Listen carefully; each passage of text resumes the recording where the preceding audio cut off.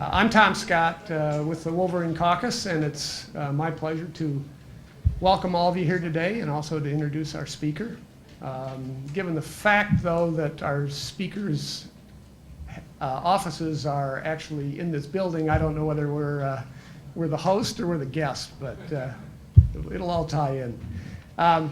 When the Wolverine Caucus Planning Committee gets together to figure out what the programs are going to be for the following year, we think we know what the hot topics are going to be, but we're never quite sure. We all know that government works very slowly, but external events can also change things very quickly, and what looks like is going to be a really important topic in October can look pretty stale in June.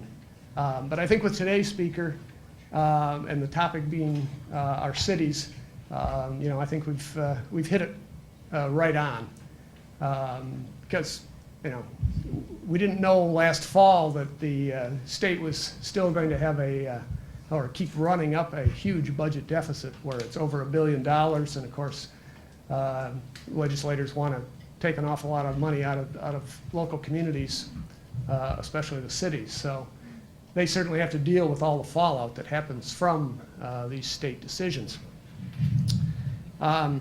Whether we're talking about the need to rebuild infrastructure or add mass transit or help plug the brain drain, property tax relief, tax reform, whatever it is, all of these topics, of course, hit the cities, which is why our speaker today is certainly front and center on all these topics. Our speaker is Dan Gilmartin, who's Executive Director of the Michigan Municipal League and has been since March of 2005. Prior to that, he was the League's Deputy Director. And although the headquarters are actually in Ann Arbor, Dan is certainly no stranger to Lansing. For 4 years, he was the League's head lobbyist in Lansing and Washington, D.C. So he's certainly familiar with the legislative trenches. Prior to that, he was the executive director of the Conference of Western Wayne, and it really goes without saying that Dan is a recognized expert in the fields of urban revitalization, local government reform, and transportation policy. So please welcome Dan, and we'll get to some questions at the end, and you can certainly ask him why we need so many cities. Thank you.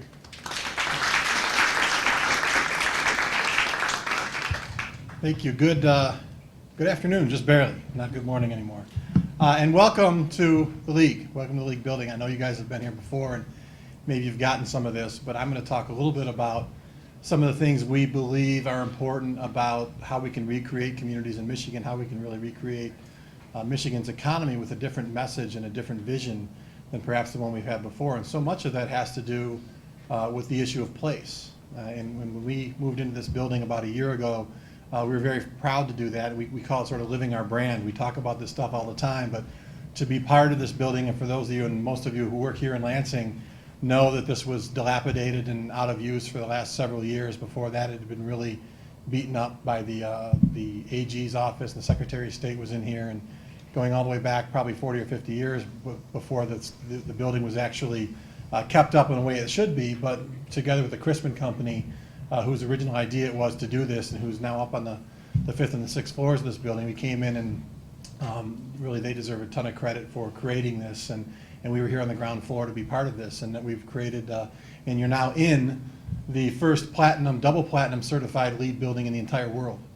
This building was LEED certified both externally and internally, and it's something we're very proud of, to be taking this older building that is beautiful now but was a complete wreck about 2 years ago, and holding these types of events in it and putting it back as sort of a productive member, if you will, if buildings can be members of the downtown area. So much of what we're going to talk about is authenticity and importance and what we can do in our individual communities, and this is something that we're very proud of. So I'm glad that you can be here today, and if you want to look around a little bit later, it's a really neat building. Go downstairs, see if you can sneak upstairs. It's kind of a neat thing we've done there as well. What can we do with cities, and sort of why are we here? And At the League, we have, about 2 years ago, we really undertook an effort, if you will, to try to redefine who we were as an organization and redefine a role for communities and the role of communities within the state of Michigan. We looked around and saw a couple things. We saw sort of the coming of what's happening right now from an economic standpoint. We saw a changing economy, and we also saw the need to position communities a little bit differently moving forward. And we know from looking at demographics and all kinds of research from around the state, around the country, and around the world, that there's sort of a different type of community and a different importance of communities moving forward. So our goal and our mantra around here has been to create communities for the next 50 years, not for the last 50 years. And I think everybody tries to do this. Everybody tries to recreate something that was good a few years ago before they look forward. But I think in Michigan, we sort of raised that to an art form. And it's not a good art form either. So, and I understand why. You know, we created the sort of low skill, high wage, middle class industrial economy of the 20th century, and it did quite well by us. It was sort of a 100-year run, and we did a great job with that. But looking forward, our policies, our goals can't necessarily be to recreate that because it's not going to happen. And instead, what we need to do is start looking in different directions at different things and sort of pointing in different directions. So here we are, looking back. We were one industry state, the good job, mainly manufacturing, auto manufacturing in the southeast, some furniture, some other things around the state, but manufacturing, both heavy and light, dominated our economy for the better part of a century. And the good jobs, I think it's important to point out, didn't require college degrees, didn't require lots of training, didn't require higher skill levels. You could knock on the door with an 8th grade education at Ford and GM 20 or 30 or 40 years ago and get a good paying job with benefits and retirement. You can't do that anymore. The jobs brought the people. And Detroit, obviously, as our main urban center, was a thriving metropolis. That's really what we're looking at. This is a picture of Woodward Avenue behind that screen. And that might have been the last time that many people were on Woodward Avenue. As we all know, the city has been really suffering for the last several years. So it's a completely different sort of dynamic and metric we were leading to.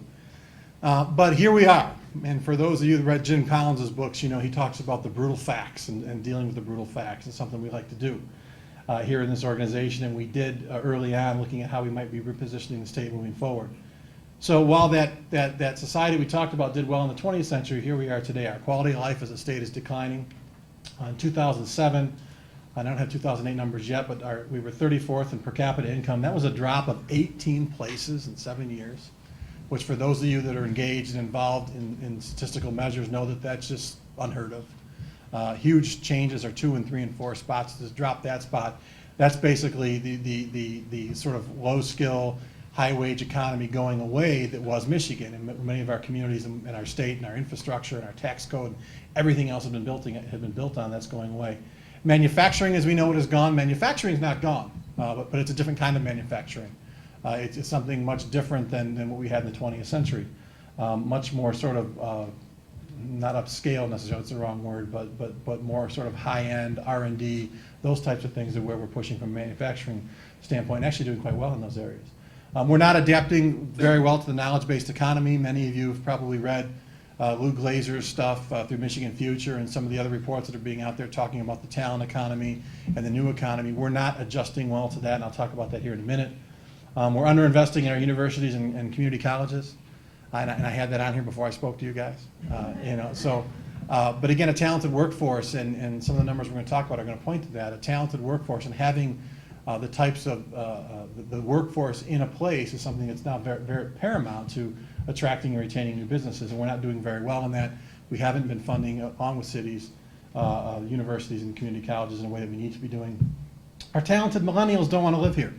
People know what millennials are, right? I mean, they're sort of 20-somethings, and when we talk about millennials, I see it, you know, maybe it's under 35, maybe it's under 30, but think young and think talented. Think about educated people, because that's really what we're talking about. We talk about this mobile population that is really driving what we're doing as a country moving forward in terms of everything from the products we're buying to the types of communities that we're looking to provide, and it's their demographics, their wants, their needs, their desires are demonstrably different than even a generation ago or the generation that preceded them. But